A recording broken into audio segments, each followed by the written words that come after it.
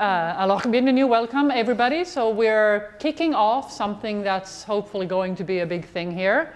We are starting to teach UX UI at Collège La Salle. We are now open for admissions. We haven't done it yet, but starting fall, if we get enough students, we're gonna get rolling with it. And it's really filling a void in our portfolio because we teach people how to develop software, how to build an AI, how to make a video game, how to make visual effects. But there's barely even a course on how to make sure that anyone understands or enjoys using the tools that we're creating. So we're rolling with one of those government templates. As we're CEGEP level, basically government tells this is what you get to teach. And we have picked one. It's called 3D production and image synthesis. And we looked at it long and hard and decided that this is a 1984 way of saying you're making a user interface or a user experience or a digital environment or anything that's visual and interactive. Whether it's 2D on a screen or 3D immersive environment, the kinds of things that we need to teach people, we can teach them within that framework. We have had fruitful collaborations with lovely people here. We did our annual event November last year. The next one's actually going to be September, October, called Tech Week. We had a workshop from John on basically the interactive digital environment, augmented reality environments. Justin was there to talk to us about precisely user interface design, user experience. And also I met Catherine, who then brought me to Justin. Catherine works in the software development field, and she understands where does the UX, UI designer sit within the process, and has been extremely valuable for the design of the program. And at some point, another valuable resource will barge in. She's Katja. She's always late, but she always has so much to contribute that I'm learning to live with it. So she's one of our video game teachers. She's extremely resourceful and has a lot of industry experience and has been supporting us on the 3D modeling animation. And we have many other talented members in the team who couldn't be here today, but I hope they'll be in the follow-up events. So we're here today to get them to confess their thoughts of what's happening with UX and how can someone be prepared to design the products and experiences and interfaces that we actually need. So I wanted to start by asking John.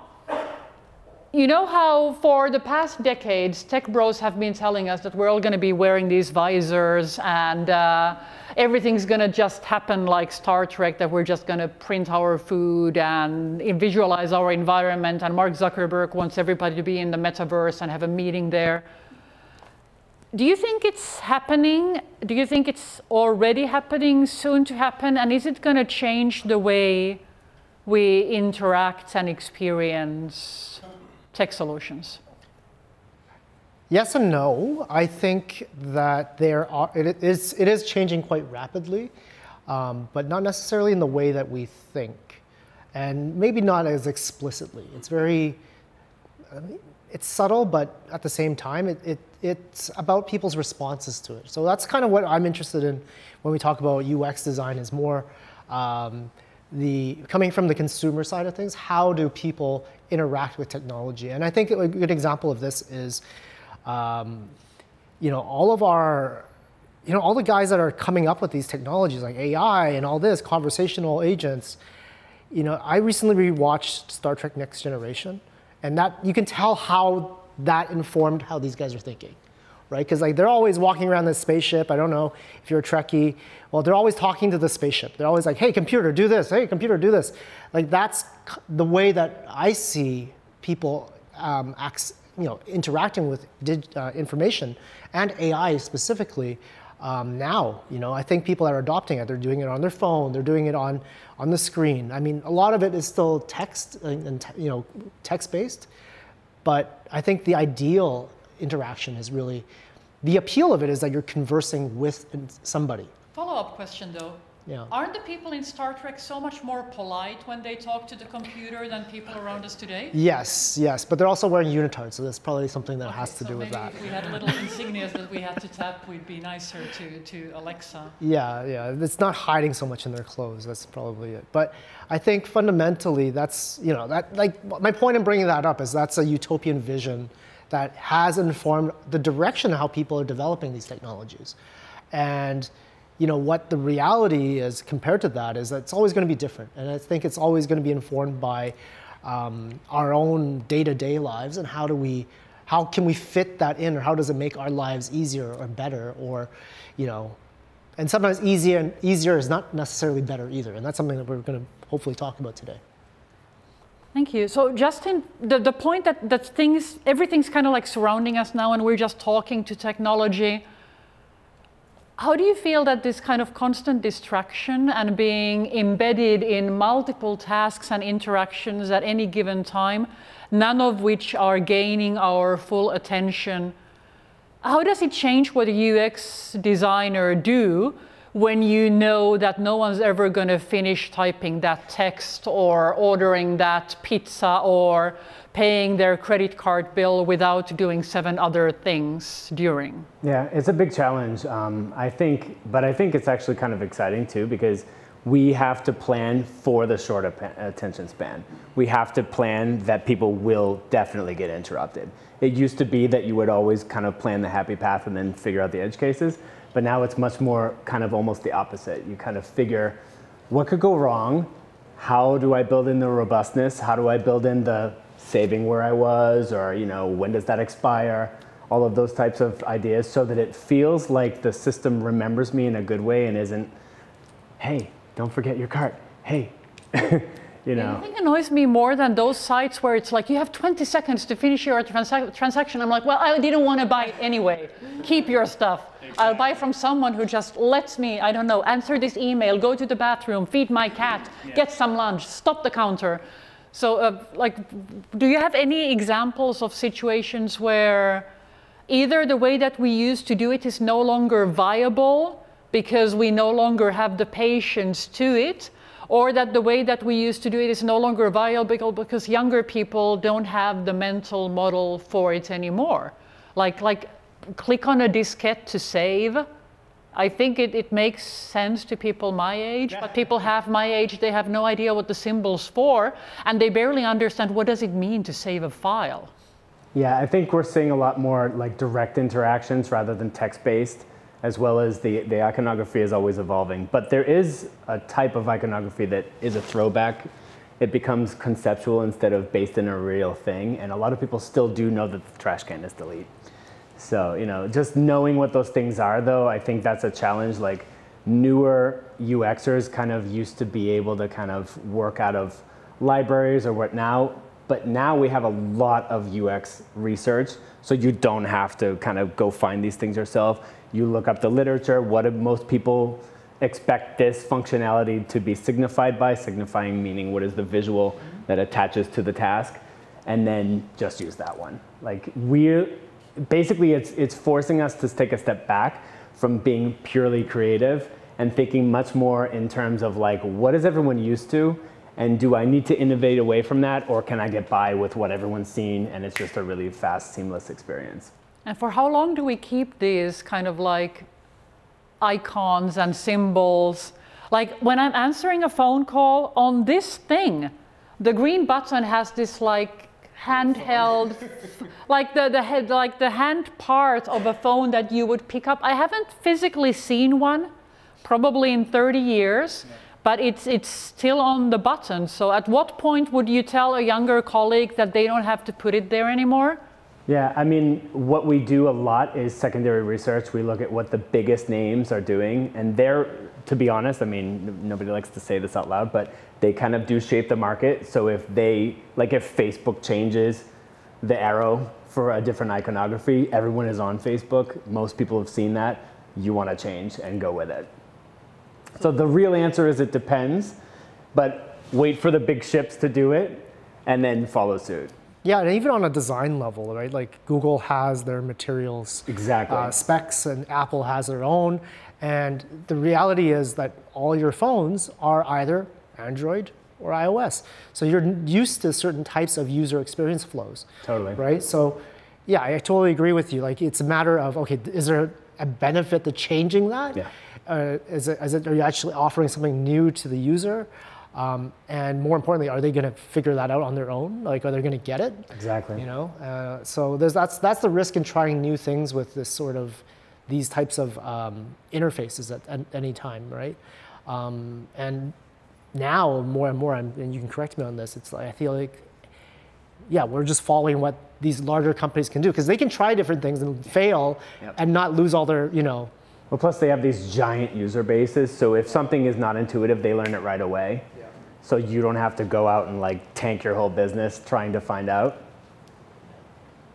But having said that, though, I would also tell younger UXers, UI individuals, don't be afraid to innovate, just do it in a passion project. Try things out when there's no like monetary financial risk to the company you work for. How does the backwards compatibility work with this? Because like we've lived through many generations of things. And the way that things have been built before, like we're still not nostalgic for stuff like Counter-Strike. But we're not necessarily capable anymore of having that reaction time to play these games, to use these tools like we used to, but we want to. So accessibility used to be a thing where people with different abilities are now able to use the computer, even if they have limited motoric skills or whatnot. But what if I'm just old and I still want to play Call of Duty? How do we build this into the user experience when an aging population keeps wanting to do the things? And now we're like, the smartphone's too small, I can't click on it anymore. And you're blaming the phone, but we're not like our grandparents who just didn't get it. We used to get it, but now we're just not as fluent at it as we were. So how much backward compatibility we need to give to let aging people kind of keep the same experience while allowing the technology to evolve and making the new versions playable. So when I'm 85 and I would like to get to level 100 in Diablo 17, that I'm actually capable of doing this with my probably limited cognitive skills and the need to go to the bathroom every 7 minutes. Yeah, there's a couple of cool ways to think about this, because I thought about this since we did our dress rehearsal where I had a different answer. But now I would say that just in general, there is such a thing called an accessibility protocol. It's the Voluntary Product Accessibility Template. It's like 290 things long, some of which is WCAG visuals, so like color contrast, perceivability, usability, findability, that kind of thing. But there's also behavioral stuff too that is for cognitive load and for short-term memory difficulties and whatnot. So if we build for that to start with, less of that will be the case when you get to be 85. You still will mostly be able to do stuff. Another way to think about it, though, is if the system knows things about you, like your birth date. Mm-hmm. And it can maybe change a little bit of the interaction speeds. That would be a good UX. Like, you didn't tell it to do that, but it knows you. So it's doing it, serving you the content in a way that's digestible to you. Because that might be like for, whether it's a short attention span or you have a small screaming child or you are driving or you're entering dementia, kind of like trying to, for tech to try to figure out which of these things is happening to you and how to best support you in doing whatever you were doing, that would be. Yeah, and I feel like that's where a lot of the interest lies in the future of UX, right? Because those things come, people are living longer, more distractions are happening. We're going to have to continue to deliver products that work for people and meet them where they are. So, exactly.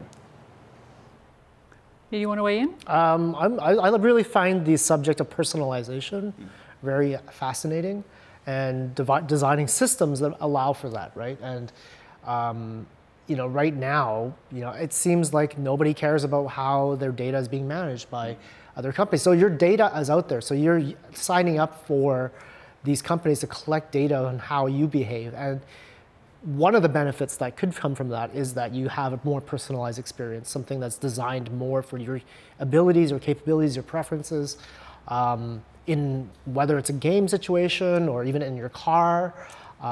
It's something that's, once again, increasing accessibility for everybody. And from a design perspective, like we actually now have the capability and the tools to design that, right? So if we look at how web went from static web to responsive web, this is kind of like responsive experiences, responsive UX in apps, and in what I do in AR and ways people interact with space, for example. But it does have like both the pro and the con. Like the more the system knows about you, the better it can respond to you. But it's also creepy. There's many things out there now where my user experience is tainted by this like invasive feeling of it. Like I really don't like it when websites seem to think they know what I want, and I like it even less when they kind of do know. I'm like, well, I would have wanted to look for new shoes before you offered me new shoes, because I think it's creepy that you know that I just threw away the ones that I had. Like, why though? So, Catherine, what's your take on the role of AI basically as now everybody wants to talk to computers, everybody wants computers to understand what's in my fridge, what should I cook. How do you feel about this? Are we empowering the technology? Are we ruining the planet? Are we making ourselves stupider? What are we doing? What should we be doing? Well, I think we're doing a little bit of everything that you're saying. I think that we're doing all that, like we're screwing with the planet, and we are making ourselves dumber. And so I think that it is important to go back to the actual need, because now AI is becoming this incredible buzzword. Like everyone wants to do it, and a lot of time it's for no particularly good reason. Like we're doing it because everyone is doing it, but it's not serving a need. I think it's terrible that kids nowadays are using ChatGPT to do their homework for them. Oh, I have a friend who has like a primary school aged son, and she said that they get all the schoolwork on a tablet. And the tablet has a text-to-speech option as an accessibility feature for children. But she noticed that her son, who doesn't require any kind of accessibility accommodation, has decided no longer to read anything. Because he just presses on the text-to-speech, and he can play with his Legos, he can play the piano, he can do whatever he wants while he's studying. Because he just makes the tablet read, and then he spaces out. And she's like, how am I going to make him stop?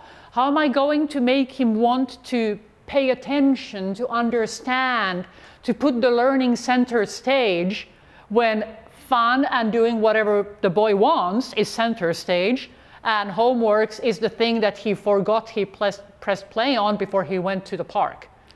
Exactly. It's like I think that somewhere, at some point, we lost our why. We're going to school to learn something.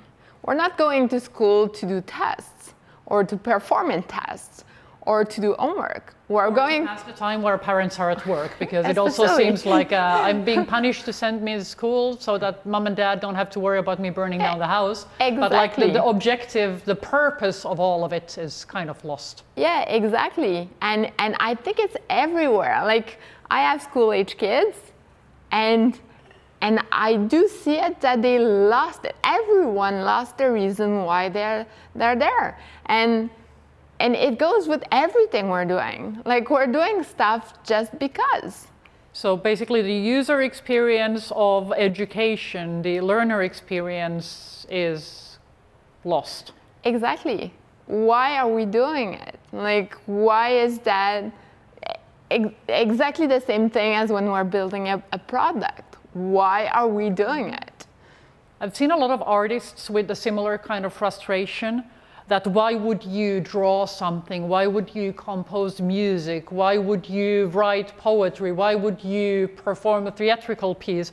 Why would you write a script for a movie when there's some idiot somewhere pressing a button and then an LLM spits out something that sends some other clueless people who have no attention span are going to celebrate as the greatest achievement of cinema? But it's just the remake of a remake of a remake in a probabilistic way that also drained a lake worth of potable water. But it's so easy that we think it's as good. Yeah, and we have bots talking to other bots. Yep. And absolutely no Your human avatar in the will loop. meet my avatar somewhere. Yeah, and exactly. they'll talk about And it. they're doing a meeting to talk. No one has any idea what they're talking about. And then there's another bot creating content for other bots to react to it. Mm-hmm. And all that brings absolutely no value to anyone, but it is destroying the planet. Well, one day the bots will just capture us and use us for batteries, just like, you know. Yeah, we can do Matrix. The Matrix. Yeah. But I've noticed the same. Like, I like to knit at meetings. I'm a kind of self-diagnosed neurodivergent, so it's really hard for me just to listen to people talk. Yeah. So if I knit, I'm fine. But when I'm knitting, I also do a lot of uncomfortable staring of the other people. And I've been in many meetings where absolutely everybody looks at their phone or laptop until it's their turn to talk. Then they kind of compose themselves. They say what they were going to say. Nobody else is listening because everybody else is sending email.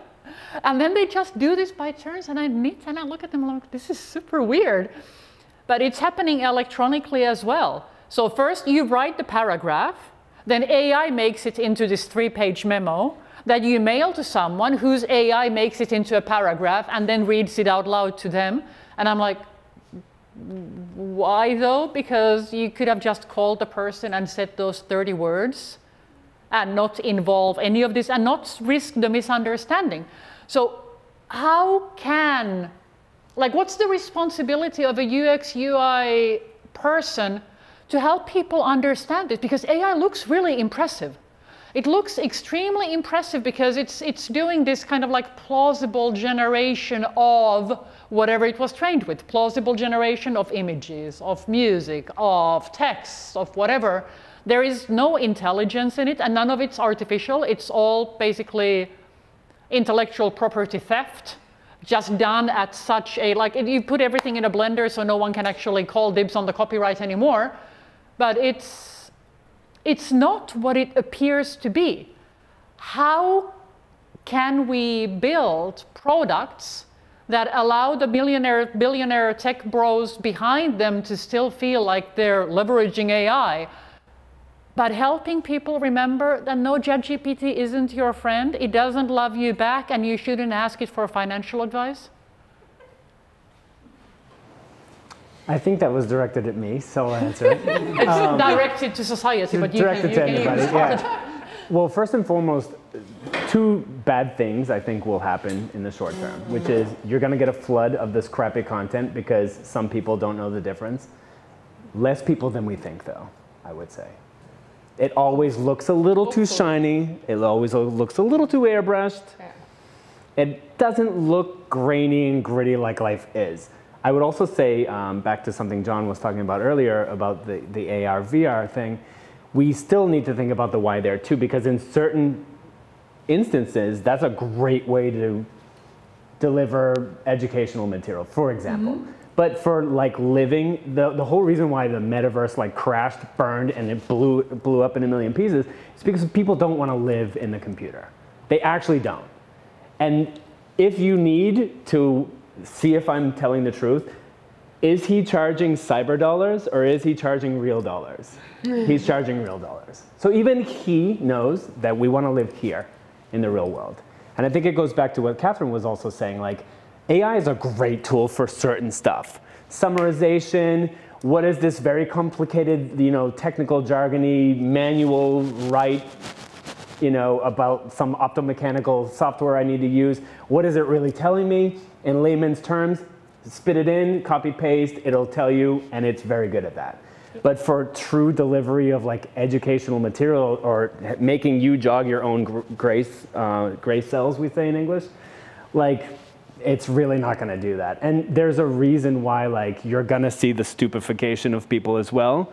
Like neural pathways are formed. I used to teach ballroom dance full time for 4 years. Okay, now I know what we're doing after. And they're neural pathways that you're forging by learning a new thing. So if it's just being read to you while you flip your eggs, you're not really learning it because you can't say it back. Like it's not part of you, like actual learning is. But I think that's maybe one of the issues, that when AI helps you, you're beginning to think that everything is the kind of knowledge that you could pick up from like reading a comic book. That the understanding of how some things, even if they're abstract things, they're still a craft. Sure. And you're kind of like learning these building blocks upon which you are going to build other things. Yeah. So it is a bit dangerous to go to this direction where the computer is a magical box that somehow does these things for you and does so many things and in no way explains to you what's going on. While at the same time, it's kind of cool. Like if I needed to send a picture of myself and I was covered in cat hair as usual and I forgot to brush my hair as usual, to be able to use something that doesn't entirely destroy the planet and kind of makes me look like I might actually be a professional and not homeless, it's good. But there is a limit to it. Like I would never find any added value in AI generating a version of me to say things that I might say. I'm like, why though? But I've seen a lot of people selling this service. Yeah.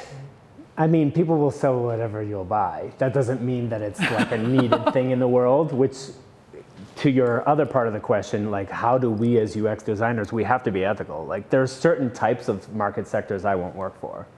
Just because like they're doing a great job blowing people up without my help. Mm-hmm. So, we can actually choose our project. That's the cool thing about, work as a designer is you don't have to work for, the devil if you don't want to. And I think there's also a choice that you're making as a designer, right? Like you're talking about, and you're correct in the sense that technology is very magical. And that's its appeal, but also the danger. It's like, you actually don't know what's happening in the black box. It becomes sort of the responsibility of a designer to make certain things transparent. So one thing, for example, like AI, something that they've added now is deep thinking, where you can see how it's reasoning its way through to the final answer.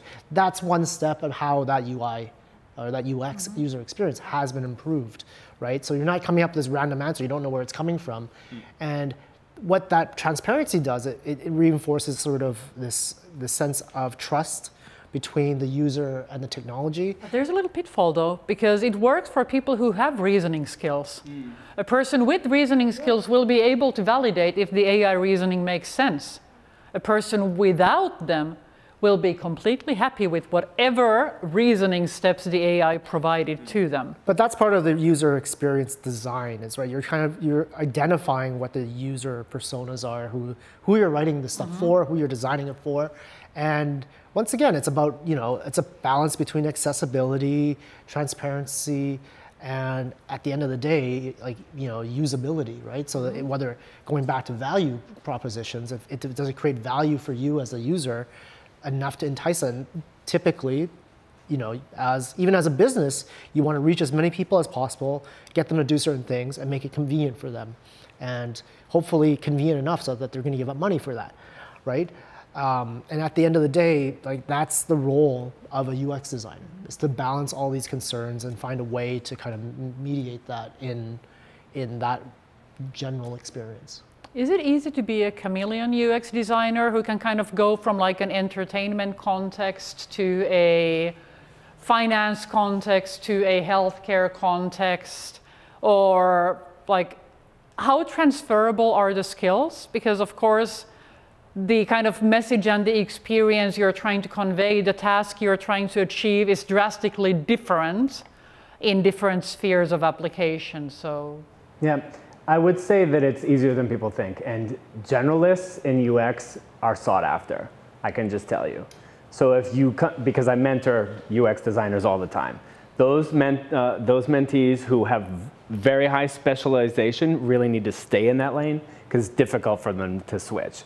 But if you've done, for example, I did SaaS, I'm doing another SaaS, but completely different product line, completely different vibe, that will be someone who can move around and kind of try different things. I would say that you always want to go where your strengths are. So if you have like an athletic, education background, you probably want to look for SaaSes that do that. Your foot will be in the door a little bit stronger, but I would say that good UX is good UX. Like, you should be able to go to a bank and make a great UX because you know when people are going to drop off, the cognitive load, the whole thing, the transparency, the mind mapping of what needs to be done and how it needs to be retained in the brain of the person. Those are all transferable. It's always about knowing your users, right? Exactly. You have to know them, you have to discover what they need, and if you're always going after fulfilling needs and not following a trend, then whatever industry you're working in, you will have the right purpose, and what you're going to do will make sense, whatever you're selling. How often do you guys find yourself coaching your client? Because I have encountered situations where basically the dean of a faculty wants a website, and his marvelous ideal of what a website would look like basically looks like the Disney Channel to me. The moment you enter there, there's like banners, everything moves, there's music you can't mute.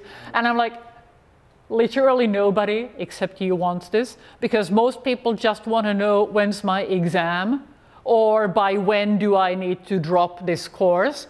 Nobody wants to see a video collage of your greatest inaugurals of the last 3 months.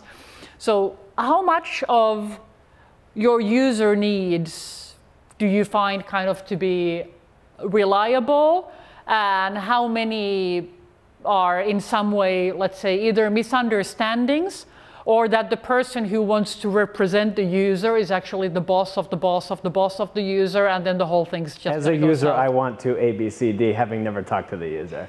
I want to say something about this. When we did Tech Week back in November, the way I introduced Justin, I always tell people that design and UX, it looks easy because we're all users, so we know, right? And so it is easy. I know what they want. Yeah, I know what they want, and it's easy. You just design it. It's super easy. Yeah.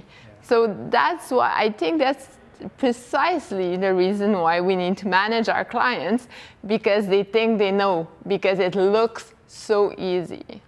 And I think that goes back to kind of what you guys were saying, that it's actually a very process-driven experience, right? Like, you, as a UX designer, you shouldn't assume you know the audience at all. You have to test them. Part of that process is understanding the audience from a blank slate. Totally. Right? So there's a lot of testing involved. There's a lot of interviews and whatnot, and like as part of that process, like you have to start from zero.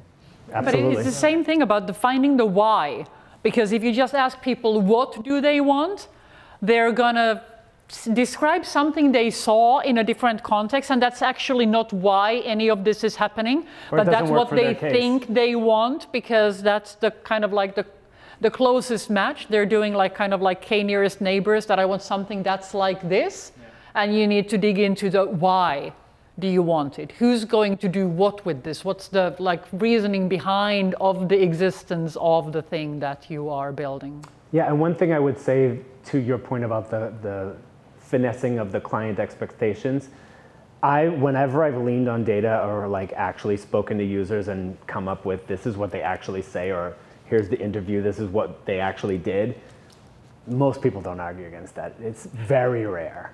And if they do, you could build it like that, test it on users and have it blow up, and then they could see, oh, actually no. But I would say to your earlier discussion of like, oh, they want all these things that you can't turn down and whatever, there's a ton of WCAG violations in that. So if you say, well, we're building for accessibility because this is a school and we have to be accessible to our student base, that's a strong argument right there. Yeah, I found that like when you have like certifications or policies that you absolutely need to follow because somewhere someone requested it, then you can do a lot of stuff like this. Like, no, we cannot do it because, like, you know, we're SOC 2 compliant, so we have to do such and such. WCAG dictates that we do not have that. Beeps have to be volume control. Boom. Well, I'm hoping we will very soon have good environmental standards as well. I have some friends that work with the Sustainable Games Alliance, and they're developing standards for the gaming industry on how to take this into account. But it would kind of be cool to have something that makes you consciously avoid this unnecessary digital bloating. Like that, if it could just be a plain text message, please just send a plain text message. Not everything has to be an animated GIF. I am a huge fan of animated GIFs to drive home a point, but not every single message. And things like, if you just took a picture of the cereal box to ask your significant other, is this the brand the kids actually eat? It doesn't need to be replicated 11 times on the Amazon cloud and survive the next apocalyptic event, because you just really needed it until they said, yes, that's the right cereal, or no, that's the wrong cereal. So storing it in 8K and backing it up in your iCloud and all this stuff, it just makes no sense, but it's the default. I noticed the other day at work that the default in Windows 11, I don't voluntarily ever use Windows 11, every time you take a screenshot, it saves it in a file and backs it up on your OneDrive. And I started looking at like, okay, so I've been doing this since July 2nd. Every single screenshot I've taken, it's not only on my hard drive, but also on OneDrive. How do I turn this off? How do I get rid of all these things? Because it never occurred to me. Because I take screenshots of stuff like to show someone where something is. There's thousands of them. I take like 20 screenshots a day. Never crossed my mind that they would need to be backed up in the cloud. And we all know that the reason why they're doing it it's because they want to sell you storage. Yeah, plus they also want to train AI with what I was actually doing. But since half of my screenshots are like, this is my password for my credit card, it's probably a terrible idea. Well, I mean, like you're saying, some businesses, it's like, you know, you're a tobacco company, right? You want people to smoke, even though you know it's bad for them, because you're trying to sell a product, right? And I think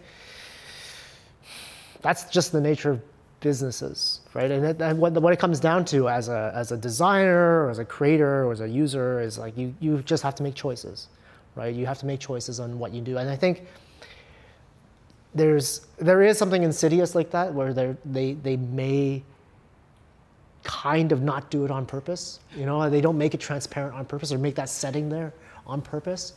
Hide it. Hide it, but it's kind of like Facebook privacy settings. It's like under 5 different menus, right? It's an escape room. Yeah. Seriously, it's bad. But that's, you know, like all businesses try to cheat because that's how they make money, really, right? And it's really shocking now because like technology is accelerating so quickly that the regulatory bodies, right, whether it's government or some ethics board or, you know, standards association, they can't keep up, right? Because they don't invent the technology, they don't build the technology, so they have to assess it, they have to see how people use it and then set standards. But that takes time. It takes 2-3 years sometimes. And you know, like, you know, I look back to how quickly things have evolved a year ago from what I do, and how, you know, AI is being adopted by people. There's no way that these agencies can do their job properly, right? So it is like a big challenge right now. And the regulators, they're never going to understand this, because let's say you build an interactive 3D environment. I would maybe want that whatever points and polygons and surfaces that are not actually visible wouldn't even exist, because it would make running this whole thing so much more efficient. But is there like ever going to be a fine for not deleting your invisible polygons? And is any legislator ever going to understand? Or that you don't get to sell your video game because your polling rate for the mouse is like 3 times higher than it imaginably could be. So now you get an environmental fine. I think you touched on something really strong there, which is sometimes that's what it takes. like the whole reason that some accessibility standards are widely followed now is because there were huge scandals about giant lawsuits for those that didn't. So Target comes to mind. They got like a $6 million lawsuit for a WCAG violation of accessibility. And now a lot of people take those standards very seriously because they don't want to be next. So we need to recruit a bunch of people, ideally Americans, because you can sue corporations for millions there and just get them really wild up about but then they some, say it's a person and no one's actually responsible, so no one actually pays. But I mean, that's also like, that's as somebody working in that field, right? Like you need to try to make the argument that it's beneficial to everybody Absolutely. to have good design, right? For sure. To say that when you're transparent, not only does it save you money or creates new opportunities for you, but it's actually a better experience for your customers, which is good for everybody at the end of the day, right? So I think going back to a UX designer and in product development or software development, it's always going to be, what is the best experience. And I think that decision can be made that considers accessibility, considers sustainability, and usability. For sure. Yeah. Yeah, and then you add in the mix the privacy aspects, the kind of like social responsibility aspects. Okay, so to wrap up, to be a good UX designer, you're ideally versatile, you're knowledgeable about the standards, you're knowledgeable about the practices, you listen to your client and you figure out who the real user is, you're looking behind to understand the why, and you kind of take the lead from the big corporations so that you fit within everyone's expectations without being afraid to innovate. Yeah, it's a very easy job. That's all. That's all you do. Well, we have 3 years to teach it in the deck, so that's fine. Do we have any questions or contributions from the audience?